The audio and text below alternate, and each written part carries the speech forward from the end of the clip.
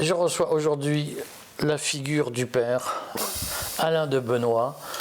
Peut-être que certains d'entre vous ne le connaissent pas, mais en réalité, je crois que c'est la figure intellectuelle qui a le plus structuré le débat politique, le débat public contemporain, et c'est pour ça que j'ai longtemps hésité avant de le recevoir et que je suis très honoré qu'il vienne jusqu'à nous, et je voulais qu'il nous fasse une espèce de droit d'inventaire sur sa carrière qui est complexe. Je compte bien le charrier un peu durant cet entretien. Vous êtes parfaitement libre de le faire.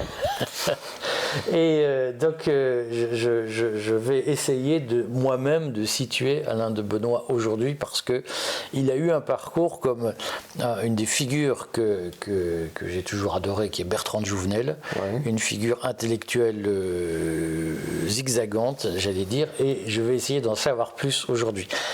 Alain de Benoist, est-ce que vous pouvez nous dire, je dis en 3 mots qui il est pour les quelques rares qui n'auraient jamais entendu parler. Vous êtes le fondateur de ce qu'on appelle la Nouvelle Droite.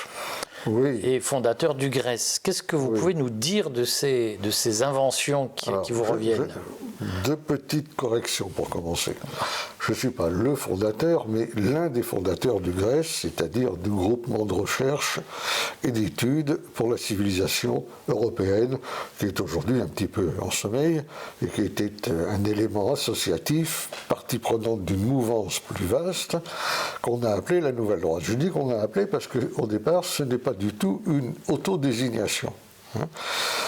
Si ça remonte à l'été 1979, où, dans des circonstances un peu particulières, c'est-à-dire que beaucoup de mes amis et moi-même avions été invités à entrer en force au Figaro Magazine à la demande de l'écrivain Louis Pauwels, il y a eu une campagne de presse qui est partie du Monde, du Nouvel Observateur, et qui a dit il y a une nouvelle droite. Voilà, bon.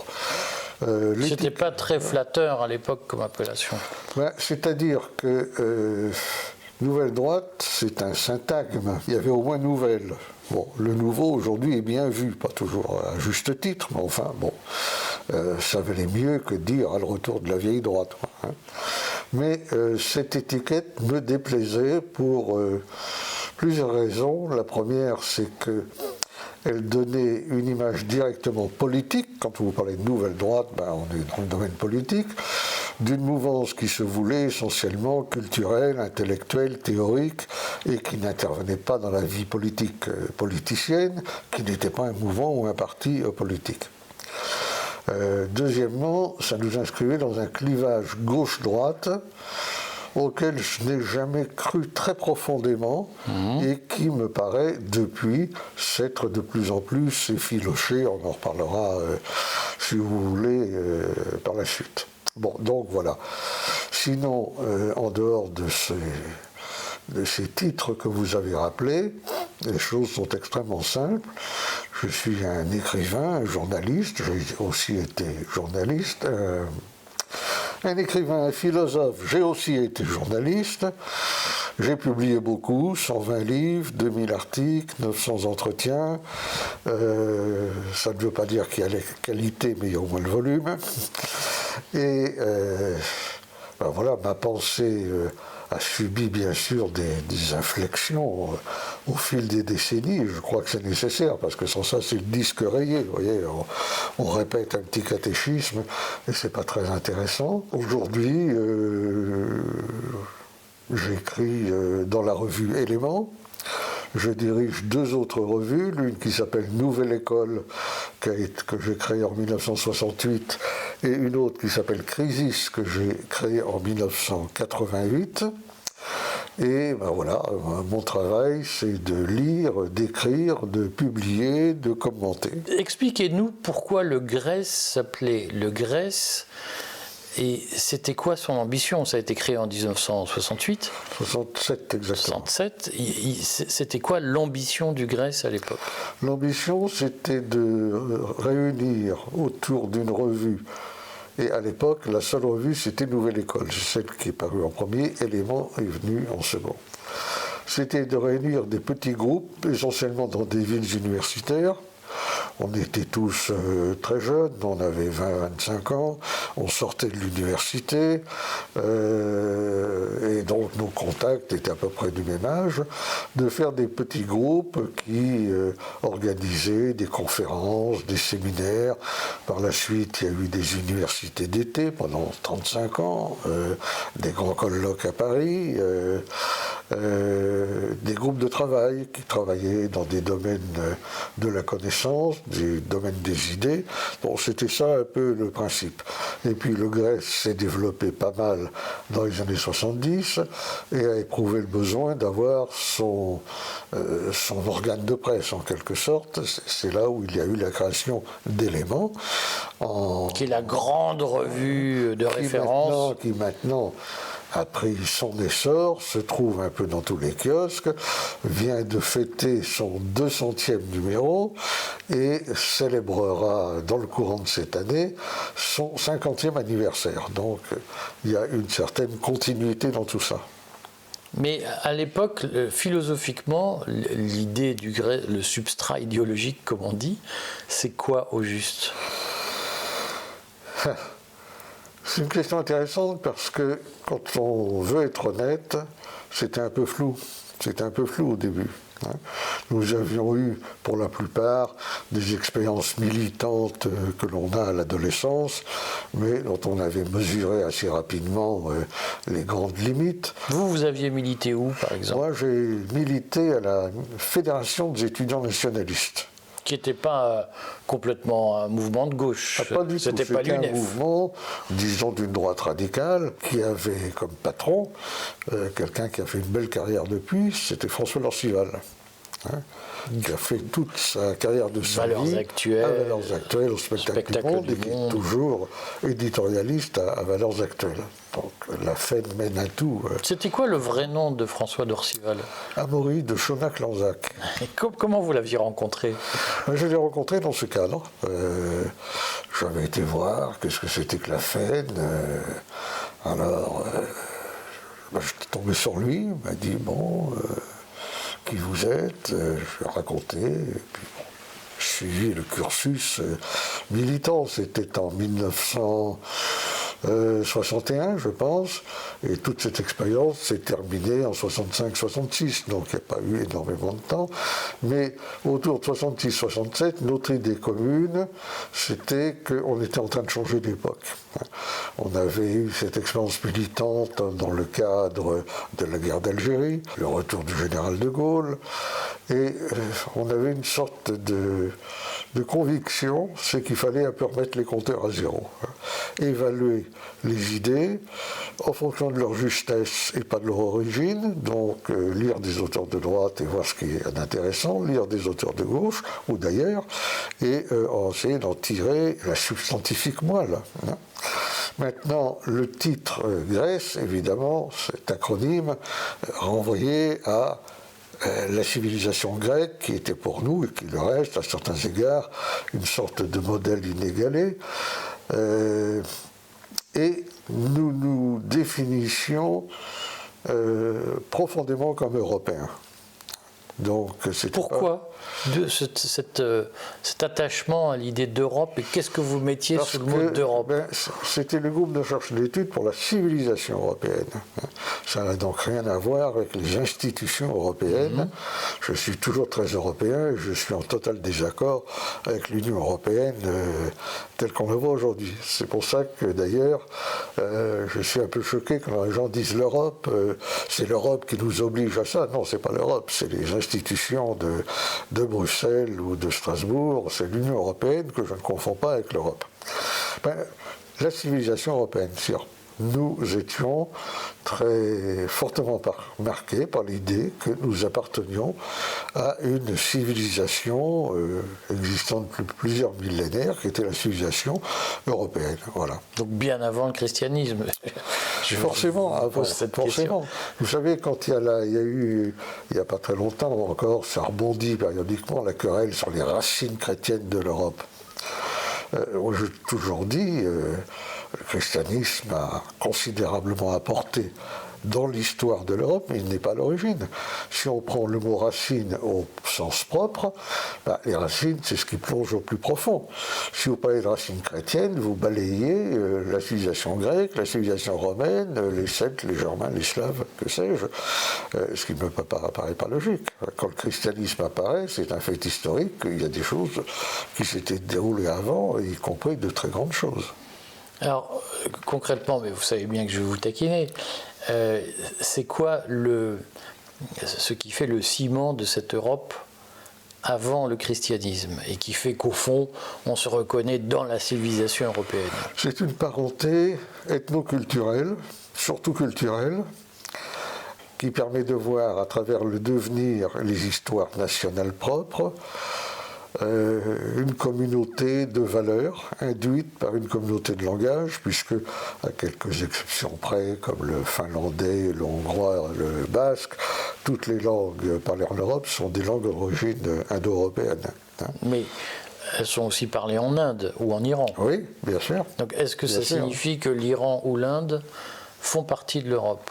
Non, ils n'en font pas partie de l'Europe, mais ce sont des Européens qui ont contribué en partie à l'essor à la mise en place de leur culture. Le zoroastrisme, par exemple, en Iran est une religion tout à fait indo-européenne.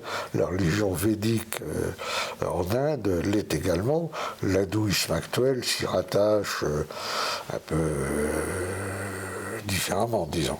Qu'est-ce qui reste aujourd'hui du zoroastrisme en Europe? En France notamment? Pas grand-chose. Je crois qu'il doit y avoir quelques petits groupes zoroastriens, sans doute d'exilés iraniens. Puis il y en a un peu en Iran. Les zoroastriens sont assez bien tolérés en Iran. Je crois qu'au Majlis, qui est le parlement iranien, il y a 2 ou 3 députés zoroastriens. Ils ont un temple, etc. Mais c'est quantité négligeable, bien entendu. Concrètement, quand même, on vous a accusé, ou reproché, ou qualifié d'eux, oui. Mais souvent ce qualificatif est péjoratif, de paganiste ou de néopaganiste. C'est oui, un peu ce que vous venez de nous dire. Tout dépend comment est portée cette appréciation. En général, c'est disqualificatif, ça veut dire païen et néo-païen, qu'est-ce que ça veut dire? Alors les bonnes âmes s'imaginent que je vais faire des cérémonies en robe de druide dans la forêt de Fontainebleau ou des invocations à Jupiter. Non, pas du tout.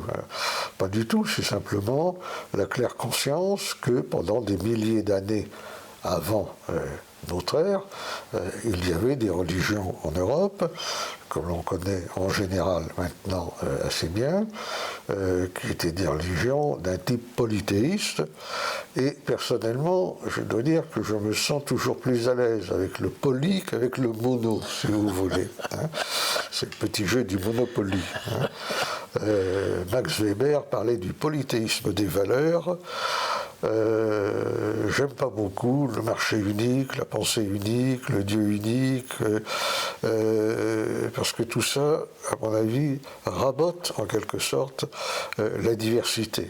Les panthéons gréco-romains nous montrent des dieux, des déesses, des héros, des personnages qui sont des puissances, qui ont une valeur symbolique, et donc une certaine valeur d'exemplarité. Et quand je lis Homère, par exemple, je dis ça sous une forme un peu caricaturale, bien sûr, je me sens spirituellement plus à l'aise en lisant Homère qu'en lisant Saint-Augustin, par exemple. Quoique Saint-Augustin soit un très grand auteur et un père de l'Église tout à fait remarquable. Est-ce que ça signifie qu'aujourd'hui encore, je signale amicalement, vous avez 80 ans cette année? J'aurai 80 ans cette année. Est-ce qu'à 80 ans, vous vous déclarez encore polythéiste? Est-ce que vous vous sentez encore polythéiste? C'est pas que je me déclare polythéiste, hein, c'est pas... c'est là mon espérance et ma foi. J'ai plus de sympathie pour le polythéisme que pour le monothéisme, pour toute une série de raisons. Vous savez, je n'ai pas publié énormément de choses sur le paganisme. J'ai publié un livre qui a eu un certain succès à l'époque, c'était paru chez Albin Michel en 86, je crois, qui s'appelait « Comment peut-on être païen ?» Et comment peut-on être païen n'était pas véritablement une apologie du paganisme, c'était une enquête qui partait de cette observation que lorsque la christianisation de l'Europe a commencé, il y a eu des heurts, évidemment, entre la nouvelle religion et les anciennes. Et ce qui m'intéressait, c'était de savoir quelle était la substance de ces heurts, en quoi ça consistait. La conception de l'homme, la conception de la société, la conception de l'individu et de la cité, la conception du parcours de l'historicité. Pour prendre un exemple simple, dans le judéo-christianisme, l'histoire est vectorielle, unilinéaire, n'est-ce pas? Elle parle d'un point, disons le paradis perdu, le péché originel, et puis ça va vers la parousie, et on progresse. Chez les anciens, c'est pas du tout ça, c'est un cycle, donc les choses reviennent sous une forme différente, mais il y a une sorte d'éternel retour. Ce sont deux conceptions, évidemment, qui ne sont pas conciliables. Et je préfère la seconde à la première. Et j'observe que la première, une fois que la sécularisation s'est faite, au XVIIe, XVIIIe siècle, cette idée d'une histoire progressant est devenue le soubassement de l'idéologie du progrès et d'une manière générale de tous les grands historicismes qui disaient, comme Auguste Comte, on est passé de l'âge théologique à l'âge politique, puis à l'âge métaphysique, ou enfin bon, etc. Ou comme Marx, qui reprend exactement le même schéma. À l'origine, il y a la division du travail, à l'aboutissement, il y a la société sans classe, voilà. Et je me suis beaucoup intéressé d'ailleurs à ces phénomènes de sécularisation. Un auteur comme Karl Levitt ou comme Carl Schmitt ou Mircea Eliade ou bien d'autres d'ailleurs ont bien remarqué que quantité de termes politiques, de mythes ou de mythèmes politiques modernes trouvent leur origine dans la sécularisation de notions qui étaient vécues auparavant sur un mode théologique. Et donc aujourd'hui, à la question « Comment peut-on être païen en 2023 ?» vous répondez quoi? Je réponds en fréquentant spirituellement le monde d'avant le christianisme, sans s'embarquer dans des comportements de secte ou de catacombes. Je le crois d'autant moins que l'une des grandes caractéristiques des polythéismes, c'est que ce sont des religions de la cité. Ce sont des religions d'un peuple. Vous ne pouvez pas du tout imaginer une espèce de secte qui vit dans les catacombes. Ça ne marche pas. C'est d'ailleurs la cause de la tolérance polythéiste. Dans le polythéisme, on ne nie l'existence d'aucun dieu. On considère comme tout à fait normal que chaque peuple ait ses dieux. Les Grecs ont des dieux grecs, les Romains ont des dieux romains, les Germains ont des dieux germains, etc. Dans le monothéisme, il y a l'affirmation que les autres dieux n'existent pas. Ce sont des idoles. Du grec « eidolon », ce qui se donne à voir. Donc, ça implique évidemment deux visions. Une vision universaliste qui considère que l'humanité est une et qu'elle est appelée à terme à communier dans la même foi en un Dieu unique, tandis que dans le polythéisme, il n'y a pas du tout cette intolérance, il n'y a pas de dogme, il n'y a pas d'hérésie, il n'y a rien de tout cela. Est-ce que vous entendez que ces références au paganisme, au monde indo-européen, votre engagement initial dans un parti très nationaliste, est-ce que vous entendez que est-ce que vous pouvez comprendre que ça vous est exposé à l'accusation d'être d'extrême droite? Ça a pu le faciliter, mais je ne le comprends pas. Pour deux raisons. D'abord, il y a des gens qui me disent, alors, il paraît que vous êtes d'extrême droite. Et généralement, je réponds, je ne sais pas, c'est quoi ça? Ils me disent comment ça? Je lui dis, écoutez, moi j'emploie rarement l'expression de l'extrême droite parce que je ne sais pas très bien ce que ça veut dire. Mais comme vous l'employez, vous devez donner un sens au mot que vous employez. Alors expliquez-moi ce que c'est que l'extrême droite.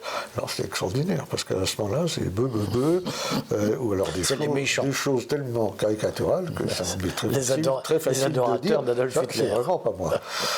Deuxièmement, il y a une chose que je constate quand même, c'est que dans les imaginaires, en particulier auprès des jeunes, regardez comme tout ce monde antique ne cesse de ressortir, sous des formes parfois un peu puériles, mais la vogue des grands récits tirés des épopées anciennes, les journaux illustrés, les mangas, les films...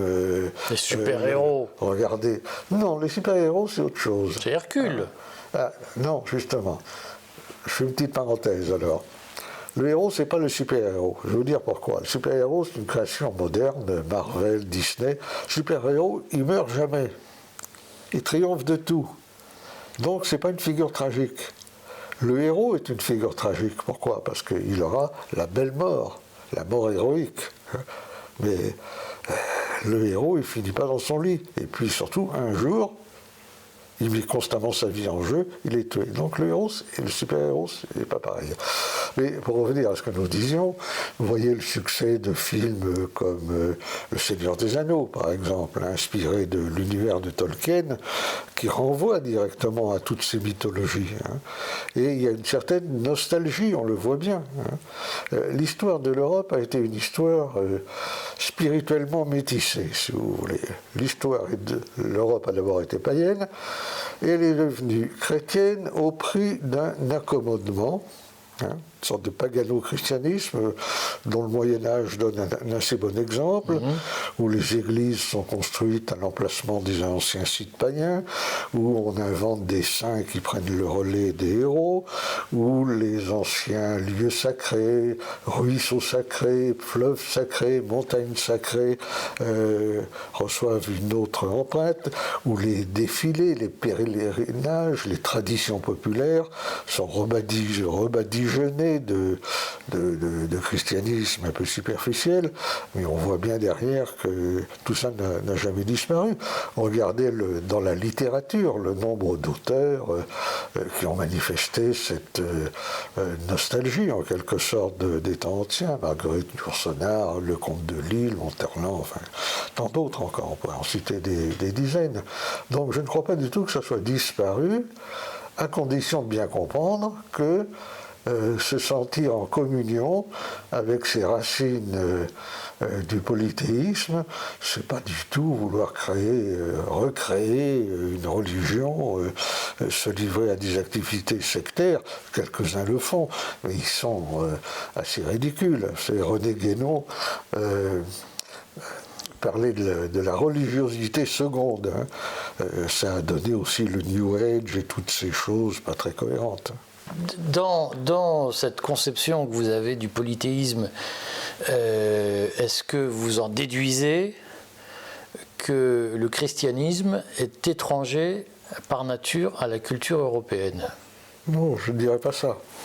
Je dirais simplement qu'il n'est pas à l'origine de la culture européenne.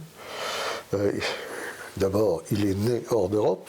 Évidemment, Jésus était en Galilée et pas en Islande.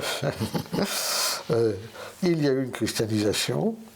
Cette christianisation est toujours restée ambiguë, en particulier dans ce que j'appellerais la religiosité populaire. Vous savez, ce christianisme rural qui rythmait la vie des hommes. La foi du charbonnier.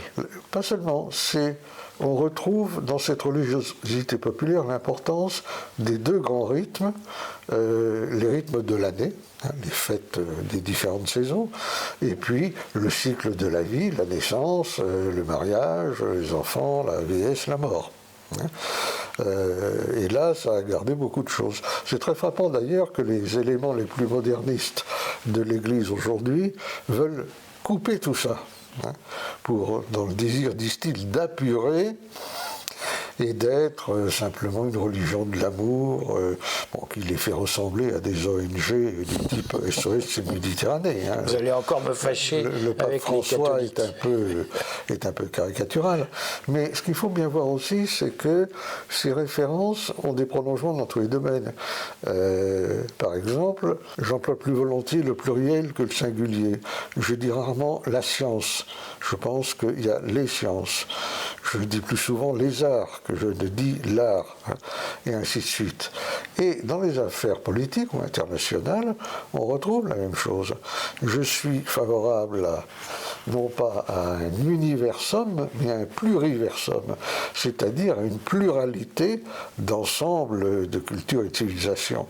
C'est la grande question actuelle de la multipolarité.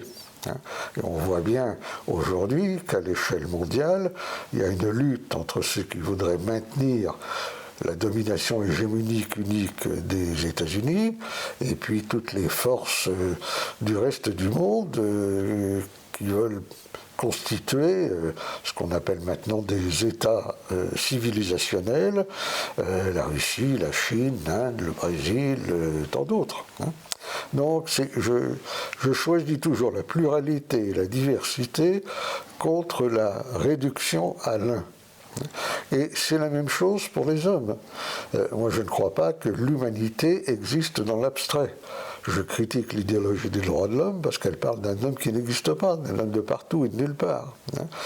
À mon avis, nous faisons partie, vous, moi, tout le monde, de l'humanité par l'intermédiaire, par la médiation d'une culture. Si on fait abstraction de cette culture, on est dans l'abstraction pure. Donc ma grande préoccupation, c'est le maintien de la diversité des peuples, des cultures, des langues qui font finalement la richesse de l'humanité. Dans cette théorie de la culture, comment vous recevez, comment vous vivez l'arrivée de cultures extrêmement étrangères à notre tradition, les communautés musulmanes, les communautés africaines, même parfois d'au-delà. Comment vous pensez qu'on peut concilier notre culture à la leur, puisque vous êtes un adepte du du polyamour, dire. Comment on peut être polyamoureux de culture tout en préservant sa culture? Bon, il faut rappeler quelque chose de simple. Les sociétés sont d'autant plus faciles à gouverner, et les gens y sont en général d'autant plus heureux, que ce sont des sociétés relativement homogènes. Je dis bien relativement. Il n'y a pas d'homogénéité totale. Les sociétés mixtes, métissées, sont généralement plus problématiques, plus violentes, plus criminogènes. C'est un fait. L'immigration que nous connaissons aujourd'hui est sans rapport avec les vagues d'immigration antérieures, 19e siècle, début du 20e, qui étaient des Polonais, des Italiens, des Portugais, des Espagnols, etc., qui partageaient des référents culturels communs avec les Français, même si leur intégration n'a pas toujours été facile. Aujourd'hui, nous avons quelque chose de différent. C'est une immigration qui d'abord a été rapide, massive, et qui a concerné des gens qui avaient un autre héritage culturel et qui, évidemment, il y a un choc. Il y a un choc. C'est une question, vous savez, une époque, il y a une notion qui avait été avancée, puis remise en cause, c'est le seuil de tolérance. Je crois qu'il y a un seuil de tolérance. Moi, ça ne me gêne pas du tout de voir des Noirs, des Arabes dans la rue. Si je ne vois plus que des Noirs, des Arabes, comme c'est le cas dans certaines rames du RER à certaines heures... Mais c'est pas nouveau. Non, c'est pas nouveau. Là, il y a forcément un problème. Dès l'instant où les gens ne peuvent plus se projeter et se reconnaître dans la majorité des gens qui les entourent, inévitablement, ils se sentent devenir étrangers dans leur pays, ce qui est à la base de toute cette revendication et problématique identitaire dont on parle tant. Je viens de faire un livre sur l'identité qui est paru la semaine dernière. aux éditions du Rocher, donc je reprends toutes ces problématiques. Donc, je crois qu'il faut ralentir. Je ne dis pas faire disparaître, on n'empêchera jamais des gens d'entrer, mais il faut employer des moyens drastiques pour réduire cette immigration. En économie, on distingue le flux et le stock. Alors le flux, on peut agir sur les flux. Le stock pose une autre question. Nous avons déjà en Europe pas loin du quart de la population, on le voit avec les naissances, etc., qui appartient à une autre culture. Je suis convaincu qu'un certain nombre s'intégreront sans trop de difficultés, mais il y aura des noyaux qui ne s'intégreront pas, et ça s'ajoute à cela toutes les pathologies sociales de l'immigration qui tournent autour de l'insécurité, la criminalité, et que les gens prennent dans la tête, surtout les classes populaires. C'est là où en France ça prend une importance particulière, c'est la France périphérique des classes populaires qui est le plus victime, des pathologies sociales de l'immigration et du mépris de classe des autorités centrales, ce qui explique la coupure si profonde entre la périphérie et le centre des grandes villes mondialisées, la coupure entre le peuple et une classe politique perçue de plus en plus comme une caste soucieuse de ses seuls privilèges, et d'une manière générale, toutes les crises que nous voyons, crise de l'école, crise des moyens militaires, crise de la démocratie libérale, crise de la participation, crise économique et financière, crise écologique, crise intellectuelle et morale. On est dans une période de transition, c'est-à-dire dans une période de crise. On sait ce qui disparaît parce qu'on l'a connu, parfois on l'a aimé, mais on ne perçoit pas encore bien ce qui vient, et quand on regarde, on a aussi l'impression qu'il y a des forces de chaos.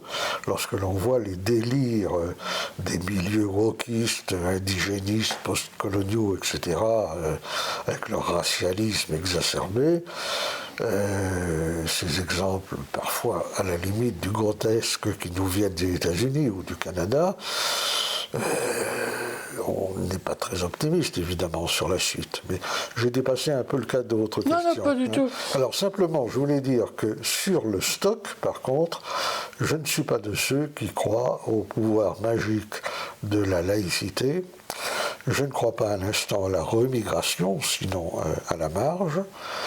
Et je crois que nous n'avons pas d'autre alternative que de mettre en place une forme modérée de communautarisme qui se distingue, à mon avis, profondément dans ce qu'on appelle aujourd'hui le communautarisme, qui, à mes yeux, n'est qu'une forme de sécessionnisme, de contre-État, de contre-société, de contre-culture. Je peux admettre que des gens se regroupent par affinité d'origine et qu'ils demandent certaines choses qu'on peut leur donner à condition qu'elles n'antagonisent pas la loi publique, la loi commune, et qu'ils respectent la loi commune. C'est à condition sine qua non. C'est quoi le périmètre de la loi commune dans cette vision communautaire? Est-ce qu'on peut faire des mariages islamiques dans votre vision on peut de la faire société des mariages islamiques reconnus comme mariage civil? On peut faire des mariages islamiques à la mosquée, bien sûr. Les faire reconnaître par l'état civil à l'égal des mariages chrétiens. Je n'ai pas étudié la question. Ça ne vous choque pas a priori? Ça ne me choque pas fondamentalement, parce qu'il y a des choses qui sont beaucoup plus choquantes. Par contre, servir de la viande halal dans les établissements publics, dispenser les élèves de certaines disciplines dans les états publics, je suis tout à fait hostile. Ça, c'est la loi commune. Rien ne les empêche d'aller dans des lycées, des écoles talmudiques, des écoles islamiques, ou ce que l'on veut. Il y a la loi commune. J'observe aussi qu'il y a des communautés, je ne dis pas qu'elles ne posent aucun problème, mais qui sont beaucoup moins visibles, actives, communautés orientales, chinoises, vietnamiennes, chinoises, les Tamouls. Il y a pas mal de Tamouls en France, ce n'est pas de problème particulier. Alors ils ont leur heurts et leur criminalité interne comme partout, mais il y a aujourd'hui une espèce de critique que je trouve naïve du communautarisme qui tend à rejeter toute forme de communauté. Or, je crois que c'est Marine Le Pen qui disait que la Constitution ne devrait reconnaître aucune communauté. Ça me paraît aberrant parce que les communautés, elles sont là. Elles crèvent les yeux. Vous ne pouvez pas les rayer. C'est comme les gens qui ont dit il n'y a plus de race. On a décidé qu'il n'y a plus de race au moment où tout le monde parle de race, et elle nous arrive en pleine figure. Mais on l'a dit, il n'y a pas de race. Bon, on supprime le mot, on croit supprimer la chose. C'est tout à fait. Vous pensez qu'il y a des races? Je vais encore me faire harponner. Évidemment qu'il y a des races. Je peux vous dire que l'immense majorité de la communauté scientifique pense qu'il y a des races. Ils ne leur donnent pas toujours ce nom. Ce qu'ils rejettent absolument, c'est l'idée de supériorité raciale, de hiérarchie raciale, ou d'idée que la race explique tout. Et ils ont raison. Mais oui, les races existent. On les voit dans les rues. Quand vous croisez un Malien, vous n'avez pas l'impression de croiser un Islandais. C'est pas une illusion d'optique. Moi, je n'ai aucun mépris pour les Maliens, que je trouve des gens très sympathiques. Le problème n'est pas là. Mais on ne peut pas supprimer un mot en croyant qu'on va faire disparaître une chose. D'autre part, la communauté est une notion, une forme sociale à laquelle je suis très attaché. Elle a précédé la société, qui est un peu un produit consacré par la modernité. L'avantage, la grande différence entre la communauté et la société, est que la communauté a un caractère organique, alors que la société a un caractère plus mécanique. Les liens sociaux, sont plus spontanés. Dans leur spontanéité, dans leur organicité, sont plus forts dans la communauté. Alors c'est pour ça que je suis assez en rupture avec l'idée qu'il faut faire disparaître les communautarismes et obliger les gens à s'assimiler. On assimile des individus, on n'assimile pas des communautés, on ne l'a jamais fait. C'est comme ça, on peut le regretter, mais c'est comme ça. Et le grand discours avec des trémolos sur les valeurs républicaines, c'est usé, c'est complètement usé. Mais je vais quand même vous taquiner. Les gens n'y croient plus. Vous venez de nous faire l'éloge de l'ordre spontané que les libéraux comme Hayek, ou les libertariens, pour reprendre mon vocabulaire, défendent ou prônent ou apprécient. Très intéressant. Mais vous dites beaucoup de mal des néolibéraux. Absolument. Je dis beaucoup de mal des néolibéraux et des libéraux en général. Hayek est un libéral à part, car ses théories ne sont pas admises, d'ailleurs pas tous les libéraux. Il parle de l'ordre spontané. Il y a un ordre spontané, effectivement. Le problème, c'est que, pour moi, l'ordre spontané, c'est d'abord dans le domaine de la socialité organique. Pour Hayek, c'est fondamentalement de l'ordre économique. Hayek partage avec les libéraux l'idée que la bonne société, c'est la société de marché, où le marché est posé comme régulateur et autorégulé et détermine par le jeu de l'offre et de la demande des échanges qui sont profitables à tout le monde. Je crois que ce modèle a totalement échoué. Ce que je reproche au libéralisme, c'est d'être fondé d'abord sur un primat de l'économie, considéré comme le domaine de la liberté par excellence, que je ne crois pas un instant, et d'autre part par une conception de l'homme qui est essentiellement individualiste, comme un individu mu par le seul désir de maximiser son meilleur intérêt matériel, c'est-à-dire au fond par une pulsion égoïste que toutes les philosophies et les religions antérieures avaient condamnée.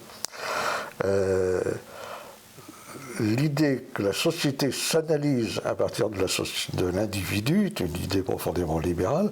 C'est ce que disait Margaret Thatcher quand elle disait « il n'y a pas de société ». Moi, je crois qu'il y a une société. Et je crois que la société n'est pas un marché et que la société, c'est plus que le simple agrégat d'individus. Ça, c'est une conception très républicaine, laïque. Non, c'est la même chose si je dis qu'une forêt, c'est plus qu'une addition d'arbres. Un peuple, c'est plus qu'une addition d'individus. Or, autant les libéraux sont parfaitement capables de défendre et de définir les identités individuelles et de défendre les libertés individuelles, autant ils sont mal à l'aise avec les identités collectives et les libertés collectives, parce que pour eux, la société n'est jamais qu'une addition d'individus. Ce qui, dans le domaine, les amène à jouer un rôle très négatif dans le domaine de l'immigration, puisque le principe libéral par excellence, c'est laisser faire, laisser circuler. Donc la libre circulation des hommes, des biens, des marchandises et des capitaux. La libre circulation des hommes, c'est l'immigration à plein tuyau. Ça, c'est quand même un très gros problème.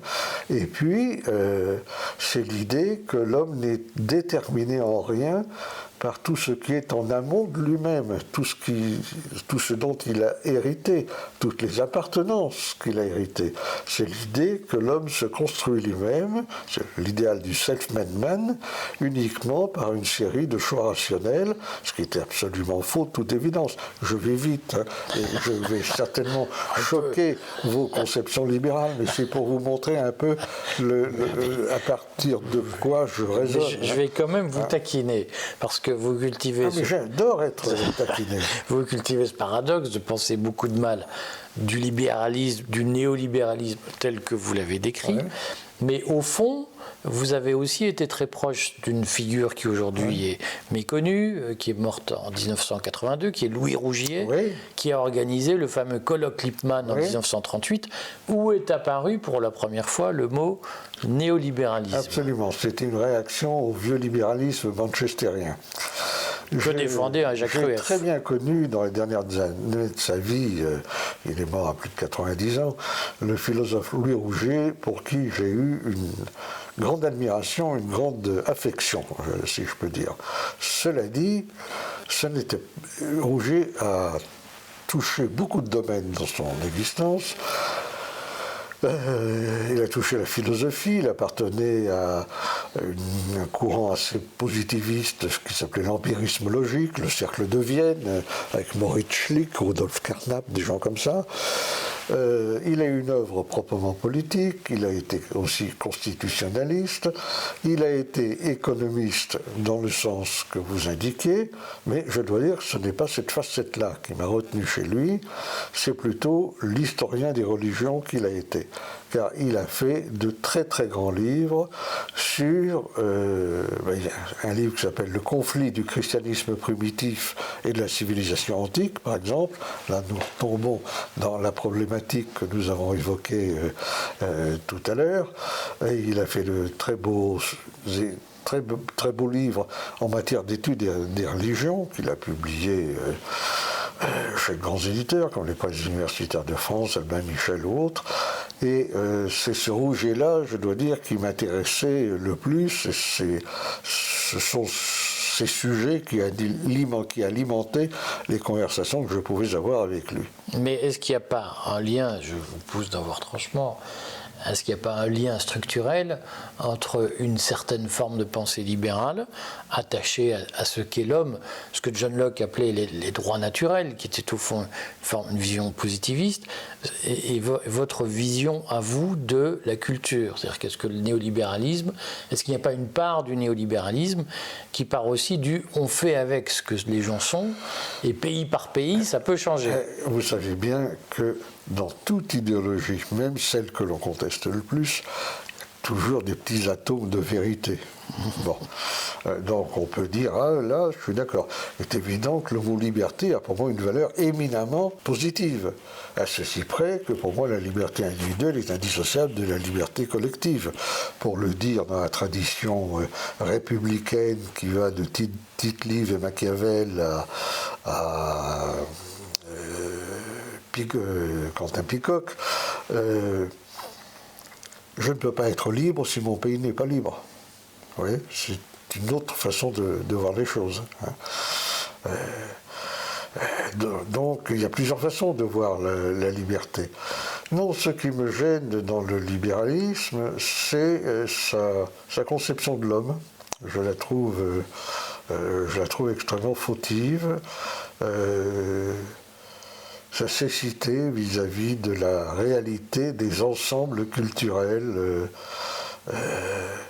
Au fond, pour les libéraux, qu'est-ce que c'est que l'immigration? C'est des individus d'un pays qui vont s'installer et rejoindre les individus d'un autre pays. On est toujours dans les individus. Eh oui, mais c'est pas les mêmes. Il n'y a pas que ça. Hein. Et puis il y a aussi une façon de faire la passe. C'est le libéralisme selon George Soros. Hein? C'est le libéralisme selon George Soros. Oui, il y a plusieurs écoles. Le libéralisme est d'ailleurs très intéressant parce qu'il y a différentes tendances. Hein. Les libertariens, il y a Hayek, il y a Friedman, il y a les héritiers de Smith, les héritiers de Locke, les héritiers de Kant à certains égards. Bon, je suis conscient de tout cela. Hein. Mais malgré tout, si on les appelle tous libéraux, il y a quand même quelques idées fortes qu'ils partagent, et l'une de ces idées fortes, c'est qu'il faut partir de l'individu. Moi, je ne parle jamais de l'individu. Je parle du groupe, de l'appartenance, de la collectivité. Mais est-ce que le caractère européen, ce qui fait l'identité européenne, ce n'est pas la reconnaissance du rôle prééminent de l'individu dans l'organisation sociale? Non. Mais non. Pendant la plus grande partie de l'histoire européenne, ça n'a pas marché comme ça. C'est à partir un peu de la Renaissance, de la Révolution et de la Révolution industrielle, que la montée de l'individualisme s'est faite en corrélation d'ailleurs, c'est pas un hasard, avec la montée des classes bourgeoises. Georges Sorel a très bien montré ça. Mais vous disiez tout à l'heure, à propos de Locke, est-ce que pas d'accord, les droits naturels, mais il n'y a pas de droits naturels. Pour moi, ça n'existe pas du tout, les droits naturels. Les droits, c'est ce qui vous est attribué par la société et par le juge. Il y a une opposition totale, vous le savez bien, entre le droit naturel classique et le droit naturel des modernes. Le droit naturel classique, c'est suum cuique, à chacun ce qui lui revient, n'est-ce pas, hein? C'est que le droit est totalement extérieur à l'individu. Vous avez un litige avec quelqu'un, vous allez devant un juge, et le juge va dire le droit, juridictio. Et il va attribuer à chacun ce qui lui paraît être juste, c'est-à-dire chacun la part qui lui revient. C'est ça le droit. Il est extérieur à l'individu. Le droit naturel moderne, lui, il est intérieur. On est avec des droits. C'est une croyance, comme on est avec des oreilles, des bras, des jambes, etc. Ben non, c'est pas vrai. C'est pas vrai. C'est une longue querelle doctrinale. C'est une très longue querelle doctrinale. Disons que je suis là, ici de l'école de Michel Villet, le grand juriste disparu depuis quelque temps. Mais moi, je suis hayekien, donc je crois que oui, mais ça ne vous rend pas infréquentable. Ça ne vous rend pas infréquentable à mes yeux. Mais j'assume d'être infréquentable. Avec toutes ces remarques que vous nous faites, c'est quoi le destin que vous voyez pour la France dans les 20, 30, 50 prochaines années? Est-ce que nous sommes un pays en voie de disparition, dissous dans la mondialisation, les mouvements migratoires, ou est-ce que nous avons encore un rôle à jouer dans l'histoire? Vous savez, c'est une question bateau, et on peut faire que des réponses bateau. D'abord parce que si je vous dis je pense que, c'est extrêmement subjectif, ça n'a pas beaucoup plus de valeur que n'importe quelle autre opinion. D'autre part, je ne fais pas profession de lire l'avenir. Ce qu'on peut voir, c'est ce qui se passe aujourd'hui, et essayer, à partir de ce qui se passe aujourd'hui, de voir un peu ce qui se dessine. Bon. Ce qui se dessine n'est pas bon. Ni pour la France, ni pour l'Europe. L'Europe est dans un état de sujétion ou de vassalité par rapport au bloc anglo-saxon et d'abord aux États-Unis, dont on a un exemple parfait à l'heure actuelle avec la façon dont l'Union européenne s'est ralliée à la cause ukrainienne. En disant ça, je ne suis pas du tout poutinolâtre, je suis simplement conscient que quand cette guerre entre Russie et l'Ukraine a éclaté, l'Europe en tant que telle, comme disent les Américains, n'avait pas de cheval dans cette course. Elle n'avait pas d'intérêt particulier en Ukraine. Son seul intérêt, à la limite, c'est qu'il n'y ait pas de guerre en Europe. Et par conséquent, son attitude la plus souhaitable eût été qu'elle proposât sa médiation. Au lieu de ça, on a vu une russophobie galopante véhiculée par les médias, les pacifistes se muer en bellicistes et demander des livraisons d'armes à toute chose. Bon, c'est une des démonstrations que l'Europe n'est pas une puissance, qu'elle est un marché, et que ce marché est dominé géopolitiquement par des puissances géopolitiques qui lui sont étrangères. Vous connaissez les prophéties de Spengler, le déclin de l'Occident. Je ne l'exclus pas, on peut parfaitement penser que notre culture globale touche à sa fin. Mais il faut savoir qu'il n'y a jamais de fin absolue. Si quelque chose finit, quelque chose commence. Donc, c'est peut-être sur ce nouveau commencement qu'il faut miser. Vous savez, on disait à Bernanos, vous êtes optimiste ou pessimiste? C'est généralement la question qu'on pose aux gens. Bernanos disait, vous savez, les optimistes sont des imbéciles heureux et les pessimistes sont des imbéciles malheureux. C'est un peu ça. Il faut se souvenir, malgré tout, que l'histoire est ouverte. Au moins dans la conception qui est la mienne. C'est-à-dire qu'il n'est pas une conception où l'histoire, à un moment, s'arrête. Le dernier à avoir annoncé la fin de l'histoire, c'était le brave Fukuyama. On a vu à quel point il a été vite démenti, quand même. Donc, l'histoire, c'est par définition le domaine de l'imprévisible et de l'imprévu. Si on regarde d'ailleurs derrière nous tous les grands tournants qui ont été pris, pas grand monde les avait prévus. Moi, je me souviens, au moment de la chute du mur de Berlin, 6 mois avant, vous aviez des sommités qui vous disaient « Oh, l'URSS, elle est encore là pour 20 ans, 30 ans. » Elle est intangible, comme les Lada. Ouais. Donc, je ne me pose pas tellement ce genre de questions. Je suis plutôt triste de ce que je vois, mais je fais ce que je peux, parce que on ne fait pas quelque chose parce qu'on a la possibilité de gagner. On fait quelque chose parce qu'on doit le faire. Enfin, c'est la façon dont je vois les choses. Rétrospectivement, Ouais. Quand vous vous souvenez des débuts du Grèce, notamment, de votre diagnostic sur l'histoire en 1960, où vous nous avez dit tout à l'heure, on sentait bien qu'on rentrait dans une époque de changement, de crise profonde. Est-ce que vous imaginiez que 50 ans plus tard, 60 ans plus tard, le monde ressemblerait à ce à quoi il ressemble aujourd'hui? Non, évidemment pas. J'étais convaincu que la réunification allemande viendrait beaucoup plus tôt que les gens ne le croyaient à l'époque. Je voyais certaines guerres qui se dessinaient, je voyais comment allaient évoluer les mœurs, mais ça n'allait pas au-delà d'une certaine prescience un peu instinctive. J'imaginais pas le wokisme, la théorie du genre et tout un tas d'autres billevesées du même genre. Non, je crois que personne n'osait pas. En revanche, j'ai senti parfois, avant les autres, je dois le dire, quand ça commençait à courir. J'ai publié un livre qui s'appelle L'Empire du bien, qui fait une large part à la théorie du genre et qui la démonte intellectuellement, à un moment où presque personne encore n'en parlait. Mais comme je me tiens au courant de ce qui paraît à l'étranger, aux États-Unis, etc., je me suis dit, ça va venir en France, ça. Et ça, je l'ai bien senti.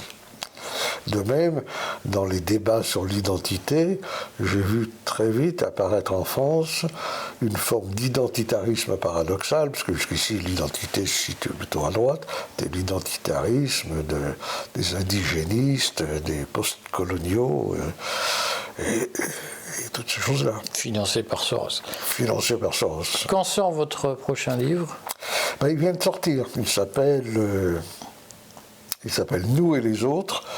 Et le sous-titre, c'est L'identité sans fantasme, et c'est publié aux éditions du Rocher, donc c'est bien distribué, c'est en librairie depuis 8 jours. Bon, eh bien, écoutez, on lira ce livre avec intérêt, et j'espère que vous nous redonnerez une autre aussi passionnante interview. Très volontiers, et toutes mes amitiés aux lecteurs du Courrier des Stratèges. Merci de leur part.